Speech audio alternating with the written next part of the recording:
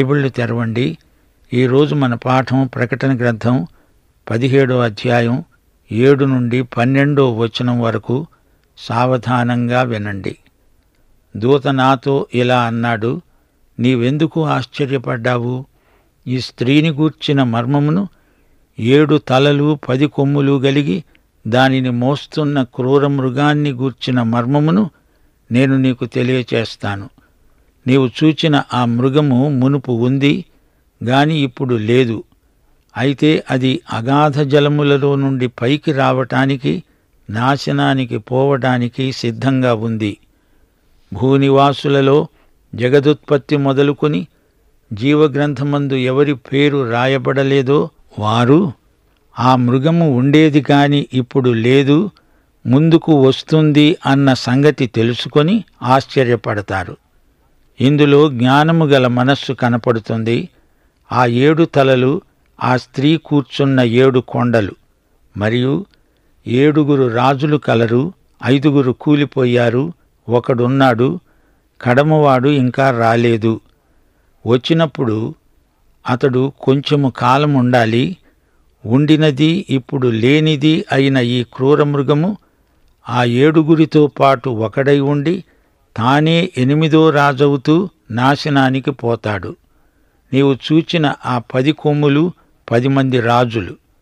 వారిదివరకు రాజ్యమును పొందలేదు గాని ఒక ఘడియ క్రూరమృగముతో కూడా రాజుల వలె అధికారము పొందుతారు. ప్రియ శ్రోతలు, వింటున్నారా?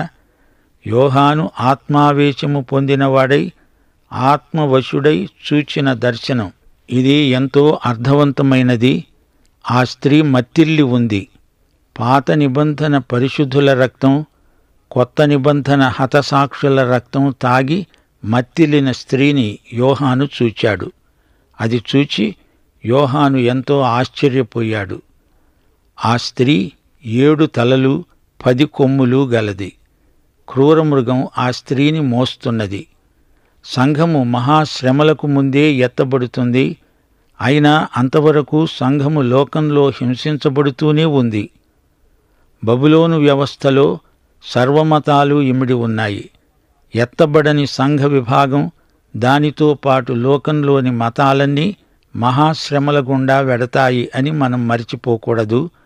మతమౌఢ్యం, విగ్రహారాధన మొదలైన వాటిలో నిమగ్నమైన వారందరూ మహాశ్రమలలో పాలు పొందటం జరుగుతుంది. దానియేలు యొక్క 3 స్నేహితులను అగ్నిగుండంలో పడద్రోసింది బబులోను అధికారమే. దర్శనంలో ఈ స్త్రీని చూచి యోహాను ఎంతగానో ఆశ్చర్యపడ్డాడు. అంతా యోహానుకు దేవదూత వివరించి చెబుతున్నాడు. మృగము యొక్క రోమక సామ్రాజ్య లక్షణాలు ఈ స్త్రీలో కనపడుతున్నాయి. దేవుడు యోహానుతో అన్నాడు, నీవు చూచిన ఆ మృగము పూర్వము ఉంది గాని ఇప్పుడు లేదు. అది అగాధంలోనుంచి పైకి వస్తుంది, నాశనానికి పోతుంది.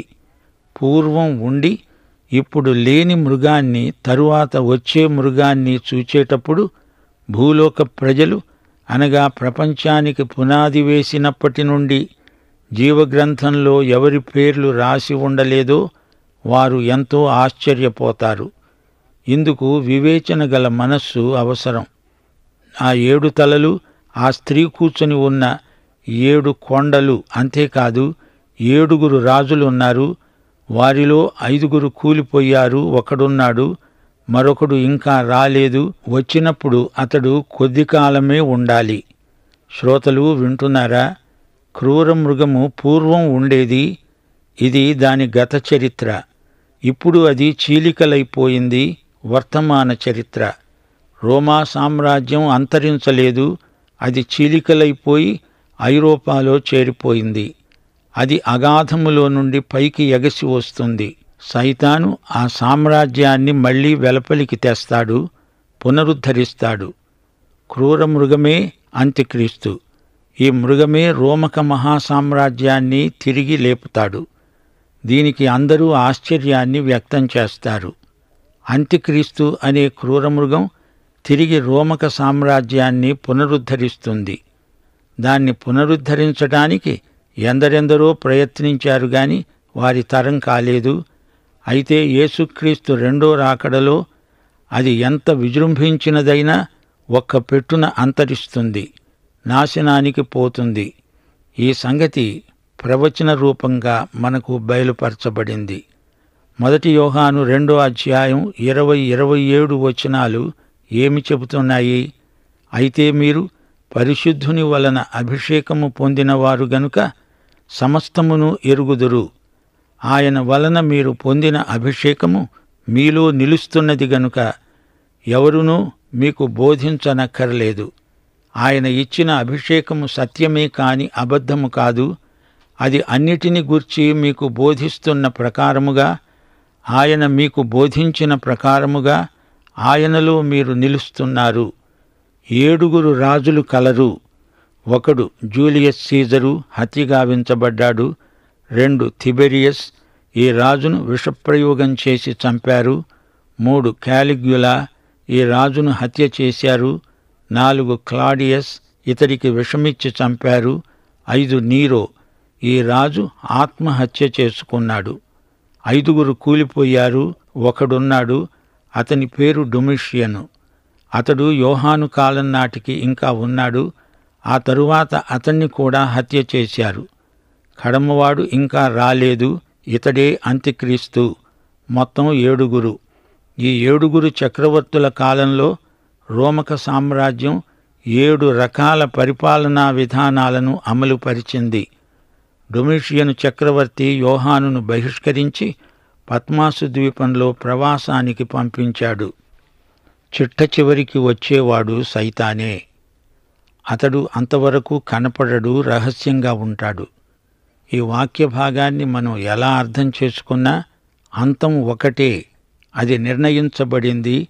పునరుద్ధరించబడిన రోమక సామ్రాజ్యాన్ని అంత్యక్రీస్తు ఏకఛత్రాధిపత్యంగా ఏలుతాడు. ఈ క్రూరమృగము ఉండి లేకుండా ఆ 7 పాటు ఒకడై ఉండి తానే 8వ రాజవుతూ నాశనానికి పోతాడు. ఈ మృగం 8వ పరిపాలకుడు కూడా. అతడే వ్యక్తిగతంగా అంత్యక్రీస్తు. అంత్యక్రీస్తు చిన్న కొమ్ము. దానియేలుకు దేవుడిచ్చిన ప్రవచన దర్శనంలో ఈ చిన్న కొమ్ము కనపడింది. దానియేలు గ్రంథం 7వ అధ్యాయం 8వ వచనం, 24వ వచనం. నేను ఈ కొమ్ములను కనిపెట్టగా ఒక చిన్న కొమ్ము వాటి మధ్యలో లేచింది. దానికి స్థలమివ్వడానికి ఆ కొమ్ములలో 3 పెరికివేయబడినవి. ఈ కొమ్మునకు మానవుల కన్నుల వంటి కన్నులు, గర్వముగా మాట్లాడే నోరు ఉంది. ఆ 10 కొమ్ములు ఆ రాజ్యము నుండి పుట్టబోయే 10 రాజులను సూచిస్తున్నవి.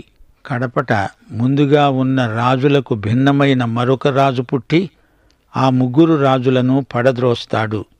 దానియేలు 7వ అధ్యాయములోని చిన్న కొమ్ము ఈ అంత్యక్రీస్తే.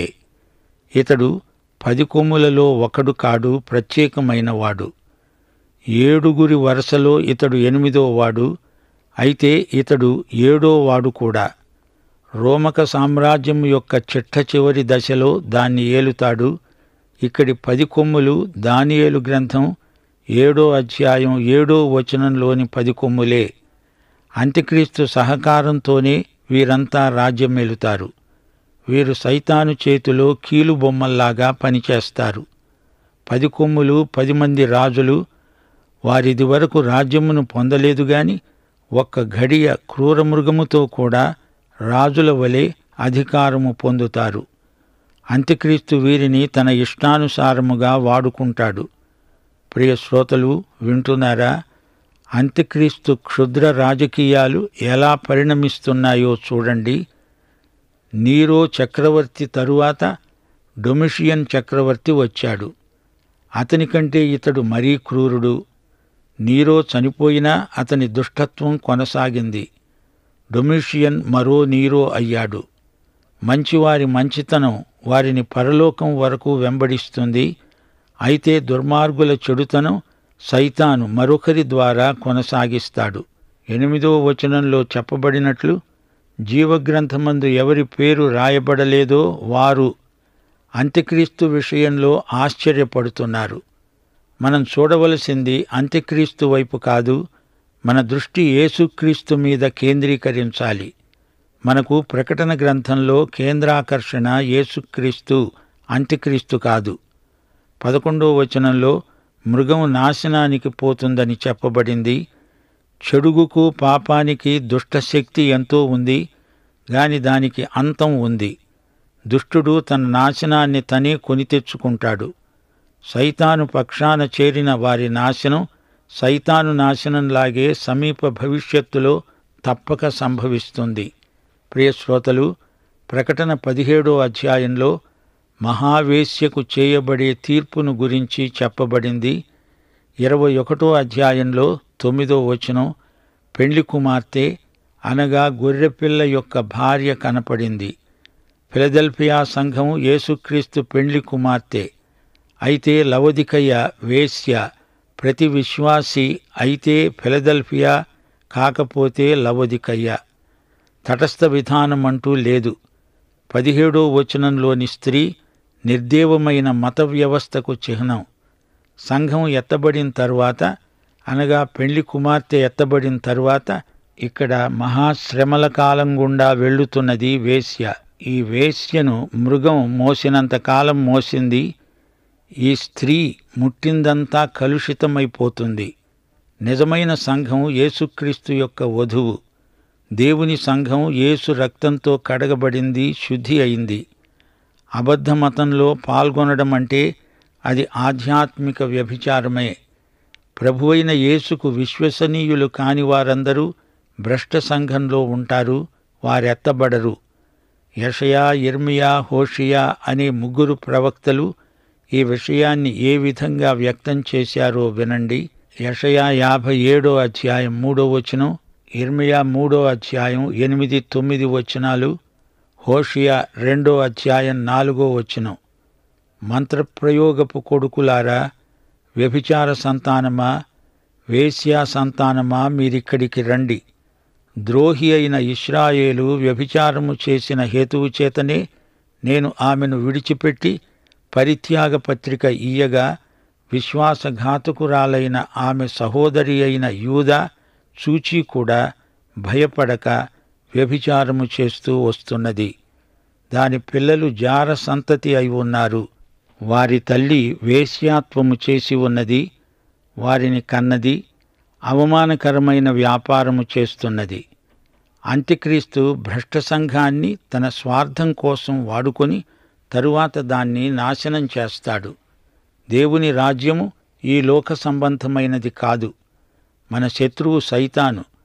మనము సర్వాంగ కవచము ధరించుకోవాలి. అయితే మహాశ్రమల కాలంలో సంఘం ఇక్కడ ఉండదు. ఎత్తబడే వరకు దేవుని సంఘానికి శ్రమలు ఉంటాయి. విజయం సాధించాలంటే ప్రకటన గ్రంథం 12వ అధ్యాయం 11వ వచనం మాత్రమే ఏకైక సాధనం. గొర్రెపిల్ల రక్తమును బట్టి, మన సాక్ష్యమును బట్టి అపవాదిని జయించగలము. మరణపర్యంతము మనము ప్రాణమును ప్రేమించే వారము కాము. యేసు విజయమే మన విజయం. మనము ఆయన విజయములోకి ప్రవేశించాము. మనకు బ్రతుకు కంటే యేసే ముఖ్యం. శ్రోతలు, బైబిలులో ఆదికాండం మొదటి గ్రంథం, ప్రకటన చివరి గ్రంథం. మానవజాతి చరిత్ర అంతా ఆదికాండమునకు ప్రకటన గ్రంథానికి మధ్యన ఉన్నది. పాపములో పడిపోయిన మానవుణ్ణి విమోచించి మానవుడు కోల్పోయిన పరలోకాన్ని తిరిగి మానవునికి ఇచ్చిన యేసే మహావిజేత. ఆదికాండంలో దేవుడు సూర్యుణ్ణి చేశాడు. ప్రకటన గ్రంథంలో నీతి సూర్యుడే మనకు ఇవ్వబడినాడు. ఆదికాండంలో సైతాను జయించాడు. ప్రకటనలో సైతానుకు ఘోర పరాజయం. ఆదికాండంలో పాపం మానవతలో ప్రవేశించింది. ప్రకటన గ్రంథంలో పాపం పూర్తిగా బహిష్కరించబడింది. ఆదికాండంలో మనిషి దేవుని వద్ద నుండి పారిపోయి దాక్కున్నాడు. ప్రకటన గ్రంథంలో దేవుడు నిన్ను నన్ను పరలోకానికి రమ్మని పిలుస్తూ తలుపు బార్లాగా తెరిచాడు. ఆదికాండంలో మానవులకు సంక్రమించిన శాపం ప్రకటన గ్రంథంలో ఎత్తివేయబడింది. ఆదికాండంలో పాప ఫలితమైన కన్నీరు. ప్రకటన గ్రంథంలో పాపము, దుఃఖము, కన్నీరు ఉండవు. ఆదికాండంలో ఏదెను తోట, సర్వభూమి శపించబడింది. ప్రకటన గ్రంథంలో నూతన భూమి, నూతన ఆకాశము మనకు ప్రాప్తించాయి. ఆదికాండంలో జీవవృక్ష ఫలం మనిషి తినకూడదు. ప్రకటన గ్రంథంలో దేవుని ప్రజలు జీవవృక్ష ఫలములు సమృద్ధిగా తినవచ్చు. ఆదికాండంలో కోల్పోయిన పరదైసును ప్రకటన గ్రంథంలో మానవుడు క్రీస్తునందు తిరిగి సంపాదించుకున్నాడు. ఆదికాండంలో మరణం మానవునికి సంప్రాప్తమైంది. ప్రకటన గ్రంథంలో మరణం ఓడిపోయింది. విశ్వాసులు తమ దేవునితో సదాకాలము పరలోకములో ఉంటారు. దేవునికి స్తోత్రం. ప్రియ శ్రోతలు, వింటున్నారా? ప్రకటన గ్రంథంలో యేసు ప్రభువు కేంద్రాకర్షణ, ఆల్ఫా ఒమేగా. ఆయన మనుష్య కుమారుడు, ఆది అంతము, సజీవుడు, దేవుని కుమారుడు, సత్యసాక్షి, దావీదు చిగురు, యూదాగోత్రపు సింహము, గొర్రెపిల్ల, కాపరి, విశ్వసనీయుడు, సత్యవంతుడు. ఆయనే దేవుని వాక్యం, రాజులకు రాజు, ప్రభువులకు ప్రభువు, ప్రకాశమానమైన వేకువ చుక్క. ప్రకటన గ్రంథం మనకు గొప్ప ధైర్యము, నిరీక్షణ వలని ఉత్సాహము కలిగించే గ్రంథం. ఇహలోకము, పరలోకము ఆయన వశంలోనే ఉన్నాయి. ఆయనే సర్వాధికారి. ఆయన వాక్యము ఎంతైనా నమ్మదగింది. నిత్య జీవము, పాపముపై సంపూర్ణ విజయము మనకు లభిస్తాయి. విశ్వాసము ద్వారా ఆయన కృపచేత క్రీస్తుతో పరలోకంలో నిత్య భవిష్యత్తును గడపగలమనే ఆశాభావం మనకు కలుగుతుంది. క్రీస్తునందు దేవునితో మనకున్న ఈ సంబంధం నిత్యమైనది, సత్యమైనది. పరలోక దర్శనం ప్రకటన గ్రంథమంతటా మనకు తేటగా కనిపిస్తుంది. క్రీస్తే సత్యం, ఆయనే మనకు వెలుగు. క్రీస్తును అతి సన్నిహితంగా మనం తెలుసుకుంటున్న కొద్దీ మన జీవితం అర్థవంతమవుతుంది, సార్థకమవుతుంది. యేసుక్రీస్తు యొక్క దేవత్వము, మానవత్వము మనకు ఎంతో ఆదరణ గొలిపే వాస్తవాలు. వచ్చే పాఠంలో గొర్రెపిల్ల ప్రభువులకు ప్రభువు, ఆయన దిగ్విజయానికి, మన విశ్వసనీయతకు గల సంబంధాన్ని ధ్యానిస్తాము. సిద్ధపడండి. ఈరోజు పాఠం ఇంతటితో సమాప్తం. ప్రభు అయిన యేసుక్రీస్తు వారి దివ్య కృప, తండ్రి అయిన దేవుని పరమ ప్రేమ, పరిశుద్ధాత్మ యొక్క అన్యోన్య సహవాసము మనకు నిత్యత్వము పర్యంతము తోడై ఉండునుగాక. ఆమేన్.